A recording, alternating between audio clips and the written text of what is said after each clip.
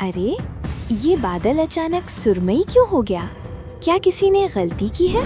एक खूबसूरत गांव के ऊपर आसमान में एक नन्हा सा बादल रहता था। उसका नाम था चीकू बादल। चीकू बादल खास था क्योंकि वो अपना रंग बदल सकता था।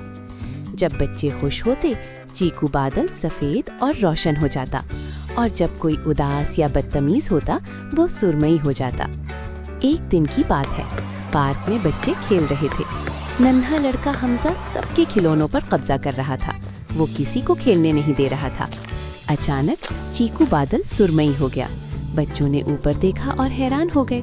चीकू बादल नर्म आवाज में बोला, जब हम शेयर नहीं करते तो खुशियाँ छुप जाती हैं। हमजा ने ऊपर देखा। उसे अपनी गलती का एहसास हुआ। उसने खिलौने सब बच्चों में बांट दिए। तब अचानक चिक्कू बादल रंगीन हो गया। आसमान पर खूबसूरत कौसे क़ज़ा बन गई। सब बच्चे खुशी से तालियां बजाने लगे और हमजा मुस्कुरा दिया। उस दिन के बाद जब भी बच्चे अच्छा काम करते, चिक्कू बादल मुस्कुराकर रंग बदल लेता और गांव वाले हमेशा खुश रहने लगे। सबक: खुशियाँ बांटने से बढ़ती हैं और दिल रंगीन हो जाते हैं।